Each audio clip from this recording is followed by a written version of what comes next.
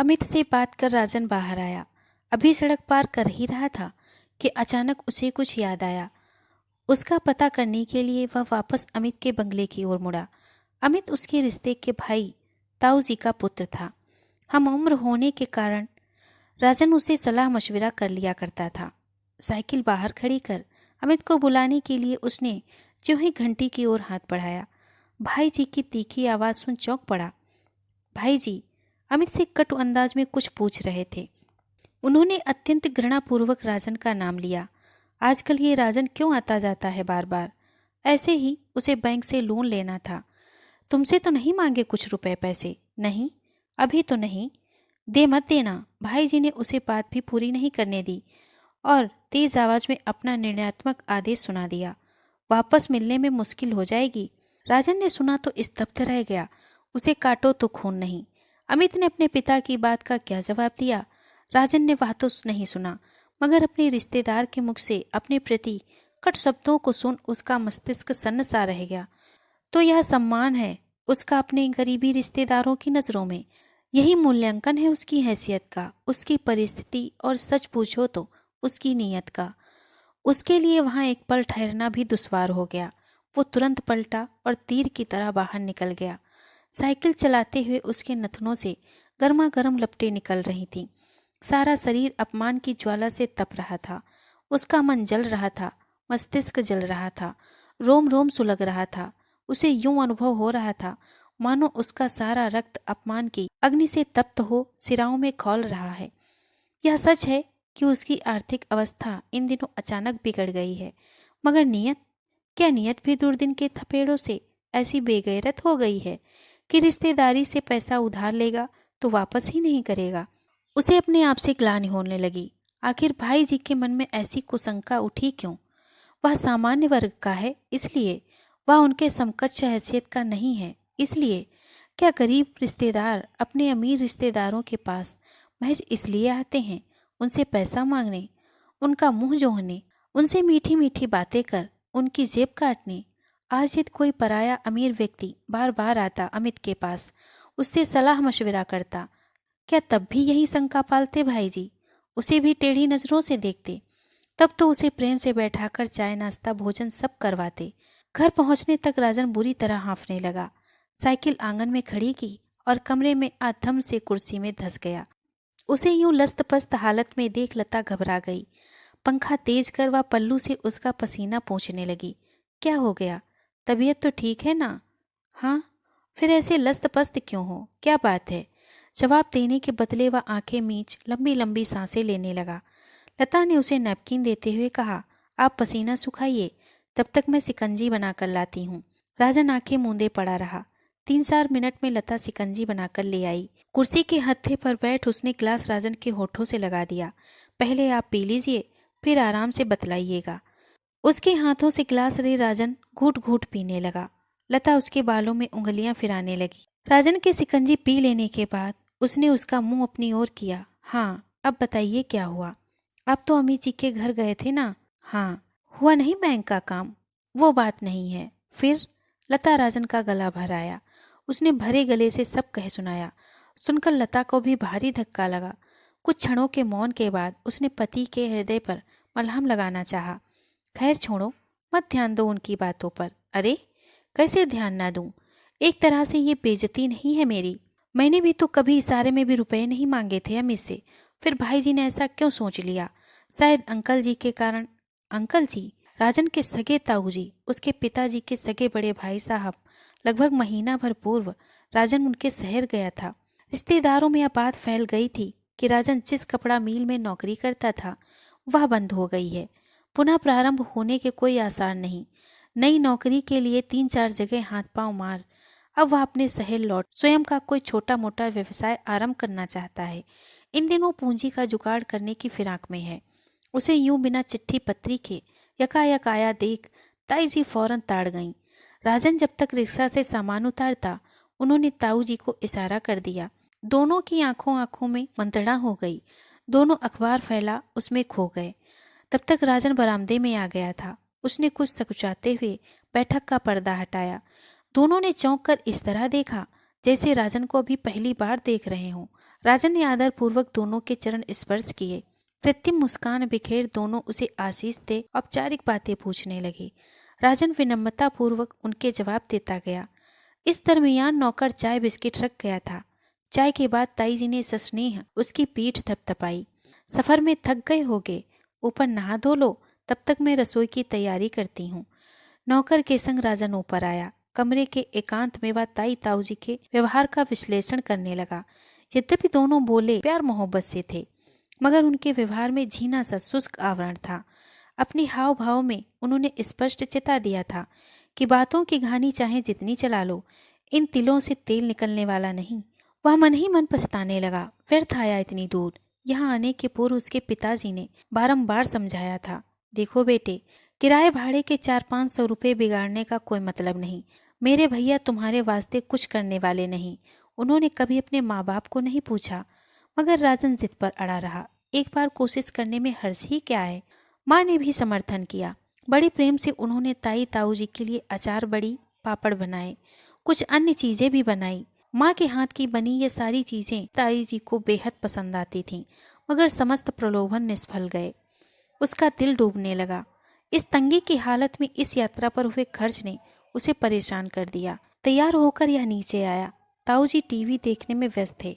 उन्होंने राजन को भी अपने पास बैठा लिया। एक न्यूज चैनल लगा वे राजन के साथ देश विदेश की स्थिति पर चर्चा करने लगे। राजन को इन सब में रत्ती भर भी रुचि नहीं थी। उसका मन तो अपनी स्थिति में ही उलझा हुआ था। या तो वह स्पष्ट रूप से समझ चुका था कि ताऊ जी उसके लिए कुछ करने वाले नहीं, फिर भी जब आ ही गया है तो उसने विज्ञापन ब्रेक के दरमियान चर्चा छेड़ दी। ताऊ जी, मैं जिस फैक्ट्री में नौकरी करता था वह बंद हो गई है। अरे कब? ताऊ जी ऐसे चौंके जैसे उन्हें पहली बार मालूम पड़ा। जी 5-6 महीने हो गए। क्यों? मैनेजमेंट का कहना है उसके पास पैसा नहीं है फैक्ट्री चलाने के लिए। अरे तो बैंक से ले लो, बैंक के पास बहुत स्कीमें हैं आजकल लोन देने के लिए। ताऊ जी ने इतनी सहजता से सलाह उछाली जिसे लोन लेना रास्ते में कंकड़ उठाना हो। थूक कटक राजन ने मरी हुई आवाज में कहा, बैंक का कहना है वह पहले ही काफी कर्जा दे चुका है फैक्ट्री को और नहीं दे सकता। ओह, ताऊ जी ने संवेदना से सिर हिलाया। कुछ क्षण गहरी सोच का अभिनय करते हुए उन्होंने अपने सलाहों के पिटारे से अगला रत्न निकाला। मेरा ख्याल है फैक्ट्री की लेबर यूनियन को खुद बैंक के पास जाना चाहिए। मैनेजमेंट फैक्ट्री चलाने में असमर्थ है तो यूनियन खुद चला लेगी। फॉरेन कंट्रीज में आजकल यही चलता है। Foreign return? ताऊ जी अपनी नफीस विलायती अंग्रेजी में अपने अनुभवों का खजाना उस पर उड़ेलने लगे। हालात से मजबूर राजन लाचारगी से उनकी बातें झेलता गया। उसके लिए इन अनुभवों और विदेशों में हो रहे सफल प्रयोगों का कोई अर्थ नहीं था। उसकी समस्या का निदान तो रुपयों में था और ताऊ जी बस उसी की चर्चा नहीं करने दे रहे थे। आखिर बेशरम बन उसने अपने मतलब की बात छेड़ दी। मैं तो अब यही सोच रहा हूँ ताऊ जी, नौकरी में तो इस तरह के झंझटें आ ही जाती हैं, इसलिए अब अपना ही कोई कारोबार आरंभ कर दूं। आपकी क्या राय है? ठीक सोचा ना मैंने? हाँ, अब मैं क्या बोलूं, मैंने तो जिंदगी भर नौकरी ही की है। तभी दरवाजे की आड़ में खड़ी ताई जी झट से बैठक में आ गईं। भोजन तैयार है, टीवी बाद में देख लेना, पहले खा लो। ताऊ जी तुरंत उठ खड़े हुए। मजबूरन राजन भी उठा। डाइनिंग टेबल तक जाते हुए ताई जी ने बतला दिया कि भोजन करते समय आजकल वो मौन रखते हैं। राजन के लिए यह स्पष्ट इशारा था चुप रहने के लिए। वह अंदर ही अंदर कुढ़ गया। बड़ी मुश्किल से तो मुद्दे का सूत्र पकड़ पाया था। ताई जी भी कैसे कैसे दांवपेच खेलती हैं। बेचारगी से एक एक और पानी संग गटकता गया। भोजन के तुरंत बाद ताऊ जी पसर के सो गए। ताई जी के पास पड़ोस की बंगले की 2 महिलाएं आ गईं। महिलाओं के जाने के बाद वे नौकरों से घर के काम करवाने लगीं। मन मार राजन गैलरी में बैठ अखबार पत्रिकाओं के पन्ने पलटता गया। दोनों में से किसी ने पूछने की जहमत नहीं उठाई कि 5-6 माह से बेरोजगार हो जाने के कारण राजन का खर्च कैसे चल रहा है, आगे वह क्या करेगा। दोनों शायद इस बला के टलने का इंतजार कर रहे थे। एक सोकर, दूसरा गृह कार्य में व्यस्त होकर। परेशान हो राजन उठा और ऊपर कक्ष में गया। उसकी वापसी की ट्रेन शाम 5 बजे की थी। यह चूक जाता तो अगले दिन सुबह 11 बजे की थी। रुकने का कोई अर्थ न था। 4 बज चुके थे। उसने अपना बैग उठाया और नीचे आया। ताऊ जी उठ गए थे। उन्हें उसके लौटने की भनक लग गई थी। चाय पीते वक्त उसका दिल भर आया। उसे अपने इस आने जाने के खर्च का भी काफी मलाल हो रहा था। ताऊ जी के टालू व्यवहार को देख वह समझ तो चुका था कि वे उसकी रत्ती भर मदद नहीं करने वाले। फिर भी उसने डूबते की तरह एक बार और हाथ पैर मारने की कोशिश की। ताऊ जी, मैं सोच रहा था, मतलब मैं कहना चाह रहा था, यदि बिजनेस के लिए आप कुछ 10-15 हजार उधार दे देते तो। बेटा, ताऊ जी के बजाय ताई ने अत्यंत मृदु मीठे व्यथा भरे शब्दों में अपनी आंतरिक दुरावस्था का दुखड़ा उसके सामने रखा। तुम तो जानते ही हो, तुम्हारे ताऊ जी 4 बरस पहले रिटायर हो चुके हैं। जी, और सुबह तुमने नौकरी का दुख दर्द बतलाया था। नौकरी में भला क्या मिलता है? हाँ बेटा, हम तुम्हारी मदद जरूर करते, बड़ी खुशी होती बेटा, मगर अब तुमसे क्या छुपाना, अभी तो हमको खुद के खाने के लाले पड़े हैं। महंगाई इतनी, मगर पेंशन, लोग तो हमारे बारे में पता नहीं क्या क्या सोचते हैं। हमारी हम ही जानते हैं बेटा, इस बड़े शहर में कितनी मुश्किलें हैं, कुछ बचता ही नहीं। राजन सुनते ही स्तब्ध रह गया। खाने के लाले टालने के लिए कितनी ओछी बात कह दी थी ताई जी ने। दादाजी दादी जी को अपने पास बुलाने के नाम पर भी वह इसी तरह की घटिया बहानेबाजी करती थी। राजन का हृदय व्यथित हो गया। उसने अपराधी की भांति हाथ जोड़ माफी मांगते हुए कहा, अन्नपूर्णा सदैव प्रसन्न रहे ताई जी, मुझे किंचित भी आभास नहीं था, या अन्यथा आपका दिल नहीं दुखाता। अच्छा खैर, आप मन में किसी तरह का संकोच मत पालना, आजकल बैंकों की ढेर सारी योजनाएं हैं, मैं वहां भी अर्जी दे रहा हूँ। फुर्ती से वे दोनों भी खड़े हो गए। राजन ने झुककर प्रणाम किया। विदा करने के लिए दोनों द्वार तक आए। नौकर तब तक रिक्शा ले आया था। पुनः प्रणाम कर राजन स्टेशन रवाना हो गया। ट्रेन में बैठते हुए वह गहरी चिंता में डूब गया। ताऊ जी के पास वह एक झूठी आस लेकर आया था, एक झटके में बुझ गई। क्या हो जाता जो कुछ रुपया उधार दे देते?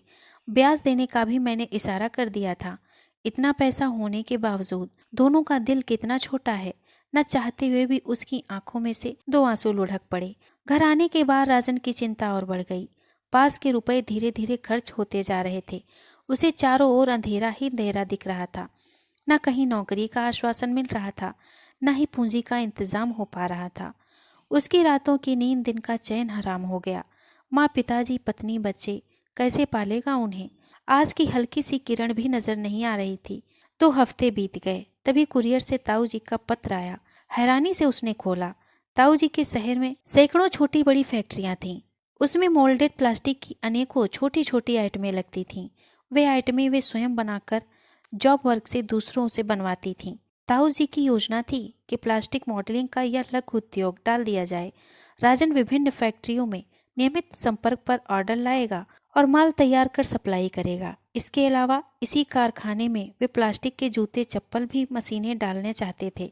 इसकी खपत भी अच्छी उनके क्षेत्रों में थी। अत्यंत आत्मीयता पूर्वक उन्होंने राजन को लिखा था, बेटा, सब तुम्हारे हाथ में रहेगा, सब तुम्हें ही संभालना होगा। हम तो सिर्फ पैसा लगा देंगे, तुम अपने हिसाब से सब करना। तुम्हारी 3-4 हजार रुपए महीने की सैलरी रहेगी। इसके अलावा प्रॉफिट में 4% कमीशन अतिरिक्त। कोई भी यह पत्र पढ़ता तो ताऊ जी के विशाल हृदय से गदगद हो जाता, मगर राजन के मन में शंकाओं के सर्प पन उठाने लगे। आखिर ताऊ जी के मन में इतनी उदारता उपजी क्यों? मैंने 10-15 हजार रुपए ब्याज पर मांगे तो खाने के लाले पड़ रहे थे। अब स्वयं की फैक्ट्री लगाने के लिए 10-12 लाख कहाँ से आ गए? अपने जन्मदाताओं के लिए तो उनसे अपने घर के दरवाजे कभी खोले न गए। उसके लिए तिजोरी के कपाट एकदम से कैसे खुल गए? वह समझ गया ताऊ जी उसकी मजबूरी स्थिति का फायदा उठाना चाह रहे हैं। उसकी 32-33 वर्ष की उम्र उसकी सरकारी नौकरियों में आवेदन नहीं कर सकता। प्राइवेट सेक्टर में जल्दी नौकरी मिलनी मुश्किल है। स्वयं का व्यापार करने के लिए पूंजी का अभाव और इधर भरी पूरी गृहस्थी का भार। असहाय राजन करेगा क्या? थोड़ा सा लालच देते ही फंस जाएगा। किसी पराये के भरोसे फैक्ट्री लगाएंगे ताऊ जी तो धोखे का डर। यह घर का मजबूर छोकरा जब चाहे धमकाते रहो और ब्याज में एहसान लाते रहो अलग से। हमने रोजगार पर लगाया, रिश्तेदारी के दबाव में बेईमानी भी नहीं कर सकता। इससे बेहतर मजबूर कर्मयोगी गधा, स्वामी भक्त कुत्ता कहाँ मिलेगा? 24 घंटे काम करेगा और विरोध में चूँ भी न करे। ताऊ जी की ऐसी क्षुद्र ओछी स्वार्थी योजना पर वह तड़प उठा। ताऊ जी का एक बेटा आसाम में था, दूजा विदेश में। आसाम वाले के बेटे पढ़ रहे थे। राजन 4-5 वर्ष मेहनत पर फैक्ट्री का काम जमाता। ये बच्चे बड़े हो जाते। पोतों के तैयार होते ही राजन की मेहनत से जमा जमाया व्यवसाय पोतों के हवाले हो जाता और राजन को लात मारकर बाहर कर देते। उस ढलती उम्र में राजन पुनः आराम करता और अपनी रोजी रोटी का जुगाड़ नए सिरे से इत्तेफाक से उसी दिन बाजार में अमित मिल गया। बातों बातों में उसने बतलाया, पिछली रात भाई जी के पास ताऊ जी का फोन आया था। कह रहे थे राजन तो ठन गोपाल है, उसे लाइन पर लगाने के वास्ते कारखाना डाल रहे हैं। सुनते ही राजन अवाक रह गया। ताऊ जी अब रिश्तेदारी में ढोल पीटते रहेंगे। राजन को लाइन पर हमने लगाया। उसका मन आक्रोश से भर उठा। जब सारी मेहनत मुझे ही करनी है तो ताऊ जी के कारोबार के लिए क्यों करूं? बैंक से कर्जा ले स्वतः के लिए क्यों ना करूं? उसने उसी वक्त अमित से चर्चा की। अमित मार्गदर्शन करने के लिए सहर्ष राजी हो गया। इसी सिलसिले में राजन 2-3 बार भाई जी के बंगले पर गया। आज भी गया था, मगर भाई जी समझे राजन का चित्त भारी हो गया। ओफो, लता ने उसकी व्यथा शांत करनी चाहिए। क्यों इतनी गहराई से सोचते हो? भाई जी ने बोल दिया तो बोल दिया, मत जाना अब उनके घर। और भी रिश्तेदार हैं, उनसे पूछ कर देखो। नहीं लता नहीं, यह व्यथित हो गया। अब किसी रिश्तेदार के घर जाने की इच्छा नहीं होती। अरे तो क्या सभी रिश्तेदार एक जैसे हैं? हाँ लता, उसका स्वर भीग गया। पहले मैं ध्यान नहीं देता था, मगर अब लगता है कि मैं जिस रिश्तेदार के भी घर जाता हूँ, मुझे देखते ही वे कन्नी काटने की कोशिश करते हैं। धुकधुकी होने लगती है उनके मन में। पता नहीं क्यों आया है या हमारे पास। कुछ उधार तो नहीं मांगना चाहता, निठल्ला कहीं का। छी! लता ने उसके होंठों पर तत्क्षण अपनी हथेली रख दी। कुछ भी बोलते हो अपने आप को। कौन कहता है आप निठल्ले हो? लता, उसका कंठ अवरुद्ध हो गया। अब जब तक पुनः काम धंधे पर नहीं लग जाता, फालतू ही तो हूं मैं। ओहो, फिर वही बात सुनकर बोली, रिश्तेदार कुछ भी कहते रहें, ध्यान क्यों देना? जानबूझकर तो नौकरी नहीं छोड़ी। हफ्ते 10 दिन की बात है, बैंक लोन मंजूर होते ही अपना काम शुरू कर देना। बैंक लोन मंजूर होना इतना आसान नहीं लता। उसकी बेचैनी एकदम बढ़ गई। कई बार महीनों लग जाते हैं। सोचता हूँ इतने दिनों तक घर खर्च कैसे चलेगा। पास में थोड़ी बहुत जो पूंजी थी वह भी धीरे धीरे कम हो रही है। फिर एक बात बोलूं, लता ने तुरंत एक निर्णय लिया। उसकी आंखों में गजब की दृढ़ता थी। क्या? मेरे गहने बेच देते हैं? तुम्हारा दिमाग तो ठीक है। वह एकदम भड़क उठा। फिर तुम पहनोगी क्या? पहले मेरी बात शांति से सुन लो। उसने पूरी दृढ़ता से उसकी आंखों में झांका। अभी तुम रिश्तेदारों को कोस रहे थे, बुरे वक्त में कोई साथ नहीं देता, उल्टे मजबूरी का फायदा उठाना चाहते हैं। हाँ, मगर बिना गहनों के तुम्हें रिश्तेदारी में कहीं आना जाना पड़े, फिर वही रिश्तेदारी। लता भड़क उठी। इन रिश्तेदारों में से कौन आहे वक्त में हमारी सहायता कर रहा है? उल्टे बचना चाहते हैं हमसे, हमारी छांव से फायदा उठाना चाह रहे हैं हमारी मजबूरी का। स्कीमें बना रहे हैं हमें गुलाम बनाकर रखने की। फिर हम ही क्यों सोचें इन खुदगर्ज रिश्तेदारों के बारे में? राजन गहरे ऊहापोह में फंस गया। रिश्तेदार कोई सहायता नहीं करते राजन, वे उल्टे तमाशा देखना चाहते हैं हमारी मजबूरी का, हमारी बर्बादी का। उसका स्वर भर्रा गया। हमें अपनी सहायता अपने आप करनी होगी। जरा सोचो, जब तक लोन स्वीकृत नहीं होता, 4 माह 6 माह हमें अपनी जमा पूंजी में से घर खर्च चलाना होगा। इससे संचित पूंजी क्या कम न होगी? फिर लोन स्वीकृत होते ही उसके ब्याज की चिंता, किस्तों की चिंता। गहने बेच देने से पूंजी हमारी स्वयं की होगी। न ब्याज का भार, न किस्त चुकाने की चिंता। साथ ही काम हाथों हाथ शुरू हो जाएगा। लता की सलाह राजन को जच गई। लता रोजमर्रा में जो गहने पहनती थी, उन्हें छोड़ उसने बाकी सब गहने बेच दिए। इत्तेफाक से उसी दिन लता का ममेरा भाई अनुज आ गया। उसका जनरल स्टोर था। राजन की सीमित पूंजी देख उसने राजन को सीजनल धंधा करने की सलाह दी। जुलाई का महीना आने वाला था। अनुज की राय के अनुसार राजन बच्चों की कॉपी किताब, बस्ते इत्यादि ले आया। अगले महीने रक्षाबंधन पर राखियां, फिर दीपावली पर दिसंबर में ग्रीटिंग कार्ड्स, होली पर पिचकारियां। छोटी पूंजी होने के कारण राजन को सीजनल धंधे खूब रास आए। अनुज की सलाह मान राजन रोजमर्रा की गृह उपयोगी वस्तुएं भी रखता। अनुज के कारण उसे महीने भर की उधारी में भरपूर माल मिल जाता। पूंजी की उसकी समस्या पल भर में हल हो गई। उसकी गाड़ी चलने लगी अपने दम पर, अपनी बिछाई पटरियों पर। दोस्तों, अगर आप हमारे चैनल पे नए हैं तो प्लीज़ इसे सब्सक्राइब करें। धन्यवाद।